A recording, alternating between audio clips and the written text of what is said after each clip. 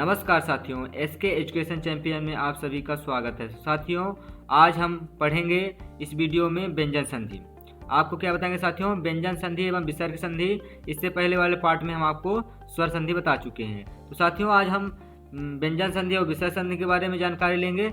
तो साथियों, इस पार्ट में पहले हम व्यंजन संधि पढ़ेंगे, फिर विसर्ग संधि पढ़ेंगे। व्यंजन संधि के कुछ उदाहरण, नियम एवं कुछ तथ्य समझेंगे। तो साथियों, हम चलिए शुरू करते हैं व्यंजन संधि। व्यंजन होता क्या है पहले ये जान लें। व्यंजन संधि वह संधि है जिसमें हम किसी व्यंजन से व्यंजन या स्वर को व्यंजन से या व्यंजन को स्वर से मिलने पर जो उसमें विकार उत्पन्न होता है साथियों, तो क्या कहलाती है? व्यंजन संधि कहलाती है। क्या कहलाती है? व्यंजन संधि कहलाती है। साथियों, इसका परिभाषा क्या है? व्यंजन का व्यंजन से, व्यंजन का स्वर से, स्वर का व्यंजन से मेल होने पर जो विकार उत्पन्न होता है वो उससे क्या कहते हैं? व्यंजन संधि कहते हैं। क्या कहते हैं साथियों? व्यंजन संधि कहते हैं। तो साथियों, व्यंजन संधि का उदाहरण क्या है? दिग्गज, दिग्गज, दिक धन गज, दिक धन गज। क्योंकि यहाँ पे दो व्यंजनों का क्या हो रहा है? मेल हो रहा है, इसलिए क्या है? व्यंजन संधि है साथियों। नियम फर्स्ट क्या कहता है कि का, च, ट, त, प के बाद किसी वर्ग का तीसरे अथवा चौथे वर्ण या र, ल, व, र, ह या कोई स्वर आ जाए तो क, च, ट, त, प के स्थान पर अपने ही वर्ग का तीसरा वर्ण हो जाता है। अपने ही वर्ग का क्या हो जाता है साथियों? तीसरा वर्ण हो जाता है। तो साथियों, नोट क्या है इसमें? इंपॉर्टेंट नोट लिखा हूँ कि क, च, ट, त, प प्लस तीसरे अथवा चौथे वर्ण या य, र, ल, व, ह या कोई स्वर अपने ही वर्ग के तीसरा क, ग, च, ज, प, ब, त, द क्या हो जाता है? इसका अपने स्थान पर अपने वर्ग का तीसरा वर्ण हो जाता है। क्या हो जाता है साथियों? इसका तीसरा वर्ण ऑटोमेटिक मतलब आ जाता है। तो साथियों, आगे चलते हैं, हम कुछ उदाहरण पढ़ते हैं। जगदम्बा क्या है? जगदम्बा। जगत धन, जगत धन अम्बा, जगत धन अम्बा। इसमें क्या है? इसका प्रथम शब्द का जो प्रथम वो है विच्छेद संधि का, उसका अंतिम वर्ण क्या है? प्रथम पद का अंतिम वर्ण क्या है? त।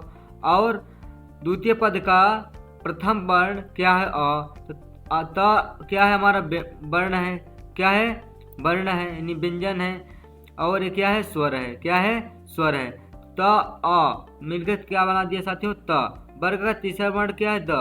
तीसरा वर्ण क्या है? द। तो साथियों का हो जाए जगदम्बा, मतलब जगत धन अम्बा। तो त, अ मिल क्या बना रहे हैं साथियों? द बना रहे हैं। क्या बना रहे हैं? द बना रहे हैं।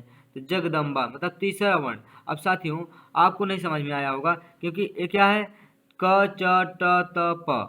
क, च, ट, त, प। इसका तीसरा वर्ण प्लस तीसरा मतलब तीसरे अथवा चौथे वर्ण या र, ल, व, ह का कोई स्वर अपनी ही वर्ग का तीसरा होता है। क्या होता है? तीसरा शब्द होता है अपने ही वर्ग का। ठीक है ना? त के बाद क्या पढ़ेंगे साथियों? त, थ, द, यानी तीसरा वर्ण। क्या है? तीसरा वर्ण अपने ही शब्द का, अपने ही वर्ण का तीसरा पद, यानी त है पहला पद, दूसरा क्या है? था है, तीसरा क्या है? दा है। क्या है? दा है। तो जैसे हम संधि विच्छेद करेंगे जगदम्बा, तो जगत धन अम्बा इक्वल टू या बराबर द जगदम्बा। क्या हो जाएगा? जगदम्बा। इसी प्रकार से आगे क्या है? दिग्दर्शन। क्या है? दिक धन दर्शन, दिक धन दर्शन। क और द, क और द मिलकर क्या बना रहा है साथियों? द, ग। क्या बना रहा है? आधा ग। क्या बना रहा है साथियों? आधा ग। दिक धन दर्शन, क धन द इक्वल टू ग, यानी तीसरा वर्ड बन रहा है। क्या? का तीसरा वर्ण क्या है? ग। क, ख, ग क्या है साथियों? ग। ये क्या बन रहा है? तीसरा वर्ड बन रहा है। क्या बन रहा है? तीसरा वर्ड बन रहा है। आगे क्या है? दिग्गज, दिगंत। क्या है साथियों? दिगंत। दिक धन अंत। क्या है? दिक धन अंत। का, अ, का धन अ, ग।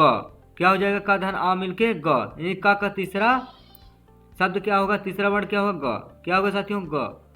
कुछ अन्य उदाहरण इसी तरह दिए हैं। दिग्विजय, सदात्मा, सदुपयोग, सदुपयोग, सतधन उपयोग। क्या है? सदुपधन उपयोग, सतधन उपयोग। आगे साथियों, सुबंत, सुपधन अंत, सधर्म, सतधन धर्म। नियम दूसरा क्या कहता है साथियों? क, च, ट, त, प के स्थान के बाद न या म आ जाए तो, न या मा आ जाए तो इन शब्दों के बाद अगर न या मा आ जाए तो क च ट त प के स्थान पर अपनी ही वर्ग का पांचवा वर्ण हो जाता है। क्या हो जाता है? इन शब्दों के स्थान पे क्या हो जाएगा? पांचवा वर्ग हो जाएगा। क्या हो जाएगा साथियों? पांचवा वर्ण हो जाता है। यहाँ वर्ग लिखा गया है, यहाँ वर्ग वर्ण हो जाता है। क्या हो जाता है साथियों? वर्ण हो जाता है, अपने ही वर्ग का पांचवा वर्ण हो जाता है। जैसे यहाँ पे कुछ उदाहरण दिया है कि जगन्नाथ, क्या साथियों?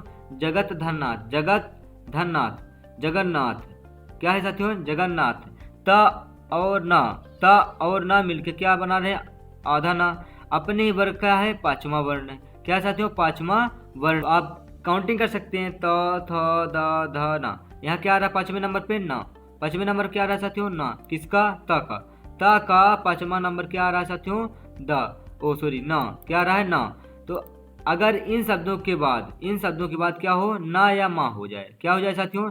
न या मा हो जाए, पांचवा वर्ग का पांचवा अक्षर हम या पांचवा वर्ण हम लिखते हैं। साथियों आगे चलते हैं, हम कुछ उदाहरण देखते हैं। जगन माता, क्या है? जगन माता, जगत धन माता, श्रीमनारायण, श्रीमत धन नारायण, चिन्मया, चित धन मय। इसी तरह आगे क्या है? नियम 3 क्या कहता है साथियों? कि त के बाद स आ जाए तो त का च और स का छ हो जाता है। क्या हो जाता है? त का च हो जाता है और स का छ हो जाता है। नोट, त धन स अगर हो जाए तो त का च और स का छ हो जाता है। जैसे उच्छ्वास, क्या साथियों? उच्छ्वास, उत्धन श्वास, उत्धन श्वास, त का च और स का छ हो जाता है। क्या हो जाता है? त का च और स का छ। जैसे त और स्व आधा सा है, इसका क्या हो जाएगा साथियों? इसको क्या हो जाएगा? छ हो जाएगा। क्या हो जाएगा? छ हो जाएगा। और च जो है त और स का क्या हो जाएगा? च हो जाएगा। इसी तरह नीचे दिया है उच्छिष्ट, सचास्त्र, क्या है साथियों? सछात्र, सच्छास्त्र, सतधन शास्त्र। इसी तरह नियम 4 क्या कहता है? त के बाद क्या आ जाए? चा या छा आ जाए। त के बाद क्या आ जाए? चा या छा आ जाए तो त का च हो जाता है। क्या हो जाता है साथियों? त का च हो जाता है। तो जैसे यहाँ पे हम नोट में लिख दिया हूँ, त धन च हो या त धन छ हो, दोनों में से कोई एक हो, क्या हो जाता है? त का च हो जाता है। क्या हो जाता है दोस्तों? त का च हो जाता है। उदाहरण, उच्चारण, उत्धन चारण, ये सभी क्या है? व्यंजन संधि। क्या है साथियों? व्यंजन संधि।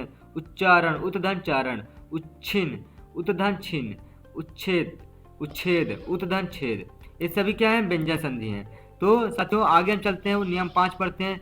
त के बाद साथियों, अगर त के बाद त इस साइड में रहे, यानी पहले पद में रहे और दूसरे पद में ग, घ, द, ध, ब, भ, य, र, ल, इत्यादि त का द हो जाता है। क्या हो जाता है साथियों? त का द हो जाता है। सधर्म, क्या है? सधर्म, सतधन धर्म, त का द हो जाता है। इसी तरह छठवां नियम क्या कहता है? त के बाद हा आ जाए तो त के स्थान पर द और हा के स्थान पर ध हो जाता है। क्या हो जाता है साथियों? त के स्थान पर द और हा के स्थान पर ध हो जाता है। उदाहरण जैसे उद्धार में उत्धन हार, पद्धति, पदधन हति। साथियों आगे क्या कहते हैं? नियम 7, त धन जा, त का जा हो जाता है। क्या हो जाता है? त का जा हो जाता है। उदाहरण क्या है? उज्ज्वल, उत्धन ज्वल, क्या साथियों? उत्धन ज्वल, सज्जन, सतधन जन, जगत जननी, यहाँ जग जननी है साथियों, जग जननी, तो जगत धन जननी, जग जननी। 8वां क्या नियम क्या कहता है? माँ के बाद का से माँ तक, माँ के बाद का से माँ तक की व्यंजन आए तो बाद में आने वाले व्यंजन को पंचमा अक्षर परिवर्तन हो जाता है। क्या हो जाता है साथियों? पंचमा अक्षर परिवर्तन हो जाता है। जैसे नोट में क्या है? माँ, धन का से लेके माँ तक कोई भी शब्द हो, माँ का, ख, ग, घ, मतलब कोई भी शब्द हो तो क्या हो जाता है? उन सभी का माँ बाद में आने वाले व्यंजन के पंचम अक्षर में परिवर्तन हो जाता है। जैसे संताप, समधन ताप, संताप, समधन ताप, एक इसमें अक्षर में है साथियों पंचमाक्षर में परिवर्तन हो जाता है। जैसे संताप, समधन ताप, समधन ताप, संदेश, समधन देश, समधन देश, चिरंतन, चिरम धन तन, अलंकार, अलम धन कार, ये सभी क्या है साथियों, व्यंजन संधि है। नियम व्यंजन संधि के नोमा क्या कहता है साथियों, यदि ई उ स्वर के बाद सा आता हो, ई उ स्वर के बाद सा आ जाए तो सा का सा हो जा में परिवर्तन हो जाता है। तो उदाहरण क्या है दोस्तों, अभिषेक क्या है, अभिषेक, अभिधन शेख, अभिषेक का क्या है, अभिधन शेख, सुस्मिता, सुधन, स्मिता, सुधन, स्मिता। आगे क्या है साथियों, विसर्ग संधि। आगे हम पढ़ेंगे विसर्ग संधि। विसर्ग संधि के बारे में हम कुछ आपको नियम बता दें साथियों। विसर्ग संधि क्या होती है, विसर्ग के बाद स्वर या व्यंजन आ जाए तो दोनों के मेल से जो परिवर्तन होता है उसे हम क्या कहते हैं, विसर्ग संधि कहते हैं। क्या कहते हैं साथियों, विसर्ग संधि कहते हैं। परिभाषा क्या है, विसर्ग के बाद स्वर या व्यंजन आ जाए तो दोनों के मेल से जो परिवर्तन होता है उसे क्या कहते हैं, विसर्ग संधि कहते हैं। ये विसर्ग संधि का पहला नियम क्या कहता है साथियों, यदि विसर्ग के पहले आ हो और विसर्ग के बाद 3 4 5 वर्ण हो, या रा ला वा हा हो या आ हो, तो विसर्ग का ओ हो जाता है। क्या हो जाता है दोस्तों, ओ हो जाता है। क्या हो जाता है, ओ हो जाता है। चलिए हम कुछ आपको नोट बता दें, नोट के माध्यम से शायद समझ में आए आपको। तो विसर्ग के पहले आ हो, विसर्ग के पहले क्या हो साथियों, आ हो, प्लस 3 4 5 वर्ण हो, या तो या रा ला वा हा हो, क्या हो, हा हो, तो क्या हो जाता है इन सभी का ओ हो जाता है। क्या हो जाता है साथियों, ओ हो जाता है, ओ हो जाता है। क्या हो जाता है, ओ हो जाता है। आगे नीचे क्या है, उदाहरण बताते हैं साथियों। यशोदा, यश धन, यशा धन द, यशा धन द, अह धन द, क्या हो गया इसका, ओ हो गया। क्या हो गया साथियों, ओ हो गया। और इसी प्रकार पयोद, पयाह धन द, अह धन द, का हो जाएगा साथियों, ओ हो जाता है। साथियों अगर विसर्ग संधि, आपको सबसे आसान ट्रिक क्या है, अगर विसर्ग संधि को हम विच्छेद करते वक्त या की हुई मिल जाए तो उसके अंत में क्या रहता है, संस्कृत के शब्द में जैसे हम लास्ट में क्या लगाते हैं, आहा का चिन्ह, किसका, आहा का चिन्ह, मनः, रजः, तपः, ये संस्कृत शब्द आ जाए तो क्या होता है साथियों, वो क्या हो जाती है, विसर्ग संधि। सबसे आसान ट्रिक क्या है, इसके अंत में विच्छेद करना हो तो यशोदा है, यशा धन द, यशा धन द, यशोदा, मतलब यशा धन आपको ये भी पता हो गया कि ओ कैसे बनेगा, ओ कैसे बनेगा। अगर आपको हम बोल दिए कि यशोदा को संधि विच्छेद कीजिए, पयोद को संधि विच्छेद कीजिए, राजोगुण को संधि विच्छेद कीजिए, तो साथियों आपको पता है कि विसर्ग मतलब आप समझ में जाएंगे, क्योंकि राजोगुण है, इसका संधि विच्छेद तो होगा नहीं, तो होगा कैसे, राजा गुण, राजा का गुण, राजा गुण, राजा धन गुण, तो साथियों राजा धन गुण, तो आपको वैसे भी समझ में आ जाएगा कि ये विसर्ग संधि है। क्या है, विसर्ग संधि है, तो उसको हम कैसे विच्छेद कर लेंगे।